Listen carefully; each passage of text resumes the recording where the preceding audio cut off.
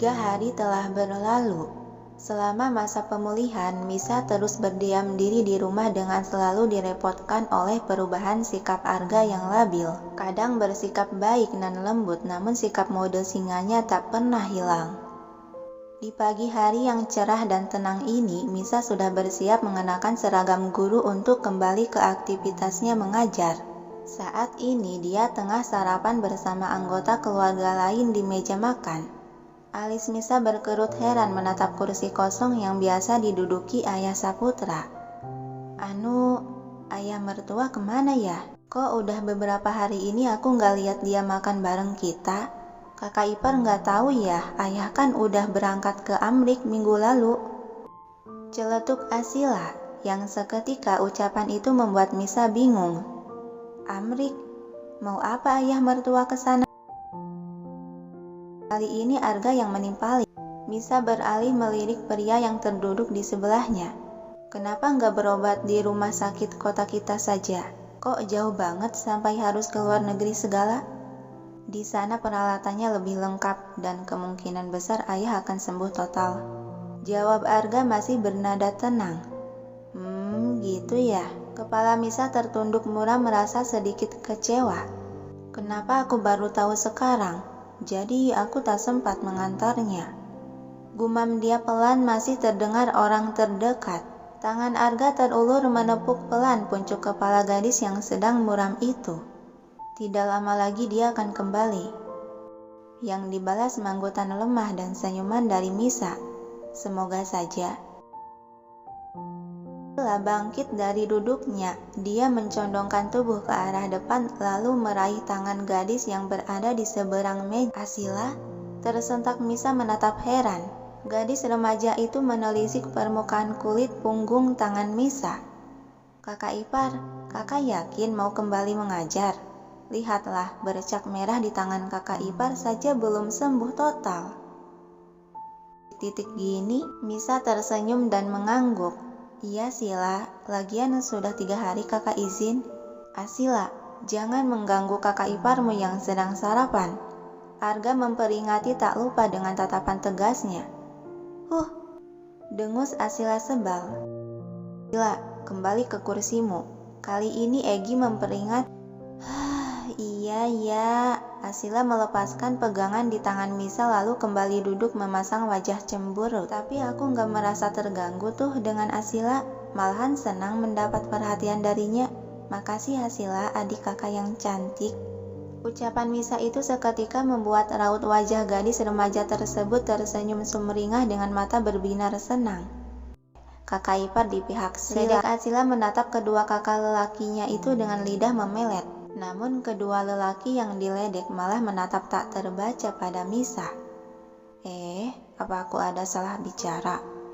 Gumam Misa keheranan. Dia meneruskan kembali menyendok makanan ke mulut, mengabaikan tatapan kedua pria tersebut.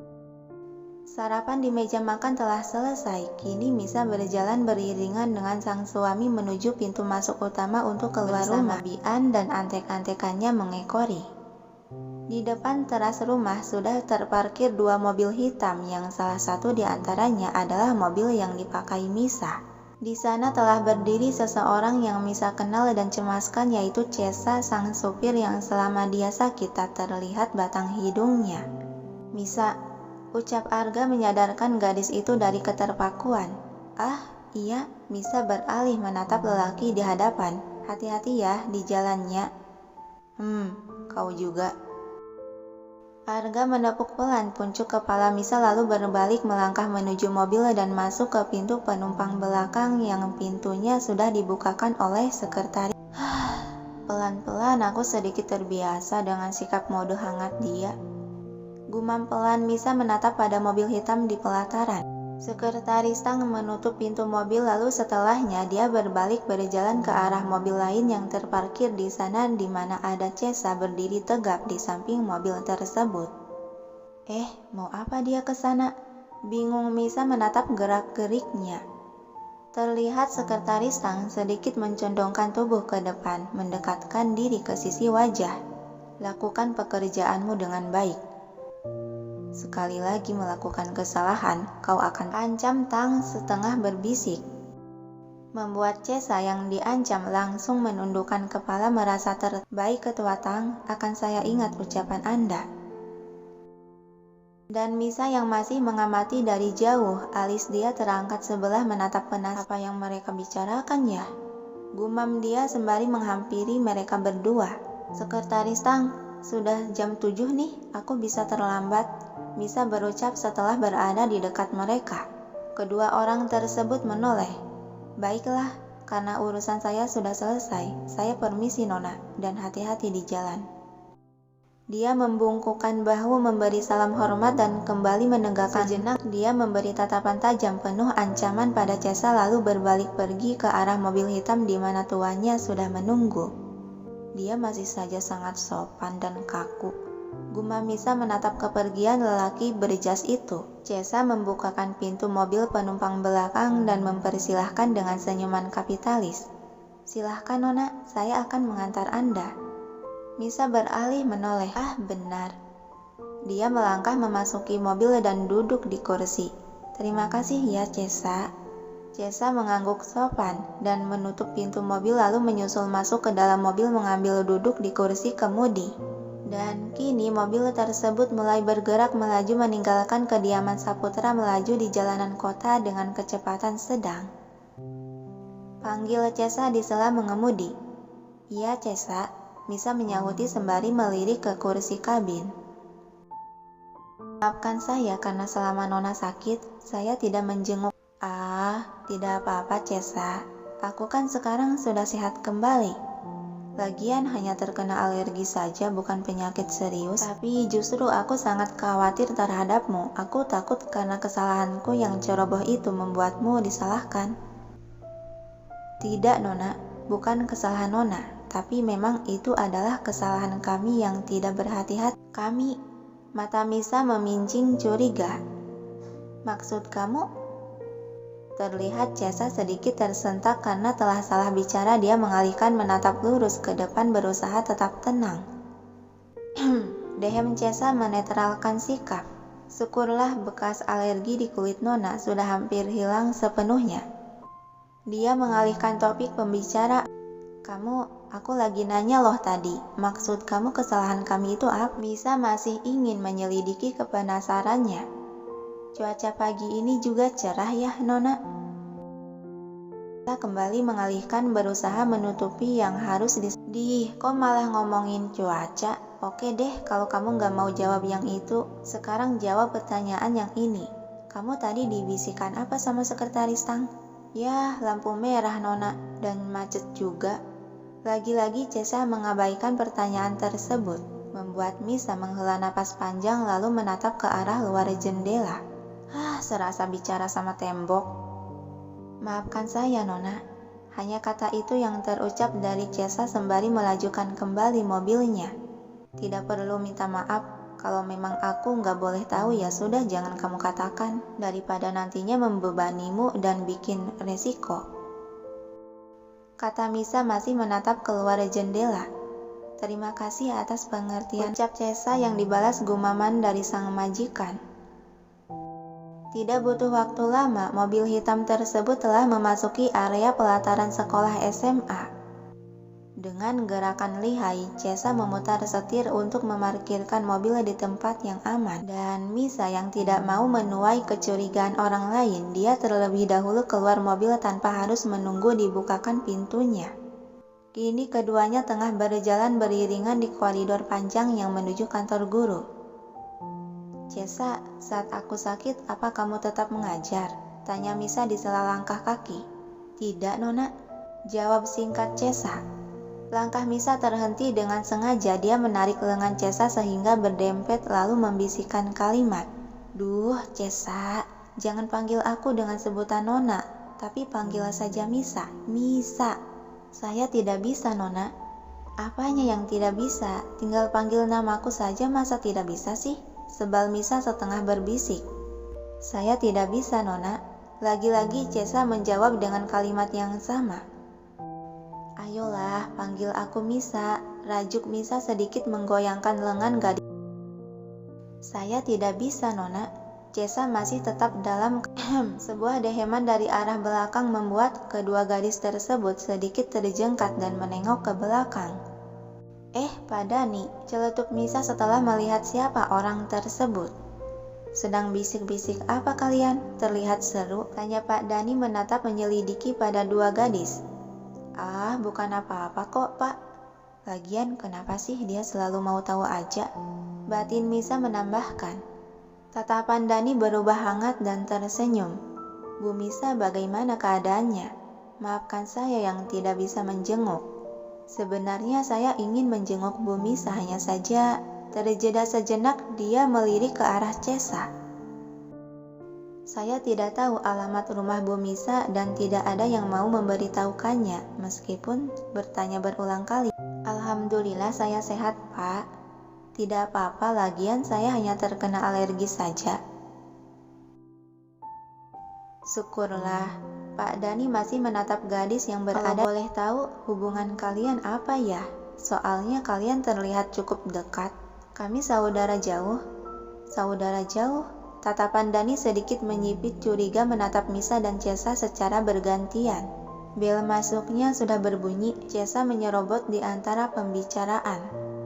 Misa mengangguk mengiyakan. Benar juga, aku ada jam mengajar pertama. Mari segera ke kantor, ajak Cesa menggait lengan Misa untuk segera pergi. Iya Cesa, kalau gitu saya permisi Pak Dani, Assalamualaikum. Pamit Misa sedikit menganggukkan kepala sopan dan berbalik pergi. Dani masih menatap kepergian gadis itu dan bergumam pelan. Saudara jauh ya? Apa ada saudara menggunakan panggilan Nona? Di kantor guru, seperti biasa kedua gadis tersebut disambut oleh suara teriakan cempreng sahabatnya. Misa, Rina memburu menghampiri kedua gadis yang baru datang itu. Bagaimana keadaanmu? Ninggalin bekas enggak dari alergimu itu? Aku baik-baik saja, Rina. Jangan seperti itu dong, malu tahu diliatin guru lain. Misa menghentikan gerakan gadis tersebut yang dibalas senyuman cengengesan dari Rina. Aku khawatir sama kamu, Miss. Dan lagi dia, Rina menunjuk kesal ke arah Cesa. Kenapa ketika kamu sakit malah ikutan izin? Jadinya kan aku tidak bisa jenguk kamu, karena tidak tahu rumah barumu di mana. Itu Misa berpikir mencari alasan. Karena Cesa merawatku selama sakit. Iya benar yang dikatakan beliau. Saya tidak bisa sekolah jika beliau juga tidak hadir di sekolah. Nyebelin deh. Ya setidaknya kan kalian telepon aku gitu. Ini mah malah nggak ada kabar sama sekali. Ucap Rina berapi-api. Aduh Rin, maaf dong. Lagian yang terpenting kan aku baik-baik saja. Kemudian Misa melirik jam yang melekat di pergelangan tangan. Lebih baik kita bersiap untuk mengajar. Sudah waktu pelajaran pertama loh, kamu ada kelas pagi kan? Dia mengalihkan pembicaraan dan menarik Rina melangkah menuju meja. Rina mengangguk kecil berubah tenang. Baiklah, aku akan mengajar dulu. Kita lanjutkan lagi nanti. Temu kangen. Gadis itu mengambil beberapa buku ajar dari atas. Iya. Nah, aku pergi duluan ya. Bisa menanggapi sambil lalu berjalan keluar ruangan dengan diekori Cesa dari belakang. Di dalam kelas. Begitu memasuki kelas, Misa langsung menyapa para murid. Assalamualaikum, pagi anak-anak. Waalaikumsalam, pagi juga Bu. Jawab serempak. Duh, bertemu lagi dengan ibuku yang cantik si Jelita. Bakalan tidur nyenyak nih malam. Henry si raja gombal mulai mengoceh. Iyoi, betul kata lo. 4 hari tidak diajar oleh ibu, semua pelajaran gak ada yang masuk. Itu teman sebangkunya menimpali dengan gaya dramatis menepuk-nepuk kepala. Cik, itu sih udah dasarnya aja otak lo bebel. Ejek Henry Misa yang mendengarkan ocehan itu, dia menghembuskan napas pelan dan melirik sebal pada kedua murid yang sering bikin ribut itu. Kalian berdua, keluarkan buku paket A. Suara tinggi Misa menghentikan perdebatan kedua murid tersebut. Henry dan Ito langsung berdiam menundukkan kepala mengambil buku pelajaran di dalam kolong meja. Gara-gara lo Bu Misa jadi marah tuh sama gue. Bukan sama lo, sama gue juga bego. Ito menyahuti sembari sibuk mempersiapkan buku pelajaran. Tangan Misa bergerak mulai membuka setiap lembaran buku paket. Baiklah, buka halaman 116, 119, 123, dan 134. Kalian pelajarilah semua itu. Pelajaran kali ini saya akan membahas mengenai puisi. Puisi di sini ada puisi lama juga puisi baru. Dan setelah kalian mengerti dengan apa itu puisi, Ibu akan menugaskan satu persatu maju ke depan untuk membacakan puisi yang kalian buat. Ingat, jangan saling menyontek. Kalau ada yang dipertanyakan atau kurang dipahami, tanyakan pada Ibu. Bu, puisinya tentang cinta boleh? Celetuk Ito. Kayak tahu aja lo cinta itu apa, sok-sokan. Henry menimpali. Misa yang berada di kursi pojok khusus guru menatap kedua murid biang rusuh itu. Apa saja yang penting gaya bahasanya dan juga rima dalam puisi nyambung. Baiklah, silakan kalian pelajari terlebih dahulu dan buatlah puisi kalian semenarik mungkin. Baik Bu, serempak para murid dengan diiringi anggukan kepala mengerti. Seketika para murid dalam kelas itu mulai sibuk berlomba-lomba membuat. Begitu pula dengan Egy yang terlihat sedang fokus menata setiap kata. Hingga beberapa waktu kemudian, Misa menutup buku paket. Dia mengangkat pandangan menatap pada para murid yang masih tampak sibuk dengan tugasnya. Baiklah, sudah 1 jam pelajaran berlalu. Ada yang sudah selesai membuat puisi dan siap membacakannya di depan teman kalian? Tanya Misa melihat ke setiap wajah murid. Oh, saya dong Bu yang sudah siap. Dengan percaya diri, salah satu murid mengangkat sebelah tangan. Misa melirik murid tersebut lalu menganggukkan kepala. Silahkan Henry maju ke depan, bacakan puisimu. Dia memerintah dengan gerakan tangan. Siap Bu. Semangat Henry berjalan keluar dari area meja dengan raut wajah sumringah dan setelah berada di depan kelas. Sejenak dia tersenyum. Bacakan puisinya, titah Misa yang sudah berdiri menyender. Sekarang Bu. Iya Henry. Lelaki remaja itu nyengir, kemudian dia membuka buku tulis yang dibawa dan membacakan judul puisi. Kentut, ucap Henry membacakan judul puisi. Seketika semua orang yang mendengar judul tersebut tergelak tertawa. Yang bener aja lo Henry, masa puisi kentut? Kata itu di sela tawanya. Biarinlah, orang kata Bu Misa juga bebas, iya kan Bu? Henry melirik pada Misa yang sedang menahan tawa. Sejenak Misa berdehem untuk menetralkan sikap. Sudah diam, mari kita dengarkan dulu. Teruskan Henry. Suasana kelas kembali tenang meski masih ada yang menahan tawa. Baik atuh Bu.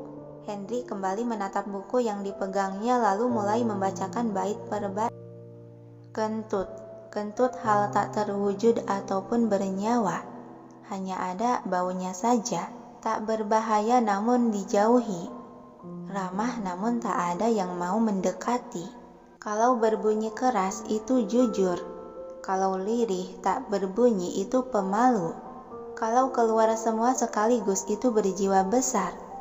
Kalau setengah-setengah itu hemat. Orang Inggris kentut akan berkata excuse me. Orang Amerika kentut akan berkata I'm sorry. Orang Indonesia kentut akan berkata not me, not. Kentut itu seru, asiknya kalau dikumpulkan, ditahan, lalu ledakan keras buat semua teman tertawa lepas, atau malah jadi gila. Kentut itu bagai persahabatan. Hangatnya terasa dan begitu tercium, langsung tahu dia ada, yang selalu menemani hidup kita. Kentut itu tandanya sehat, banyak kentut itu dahsyat. Kentut berhati-hatilah saat melepasnya.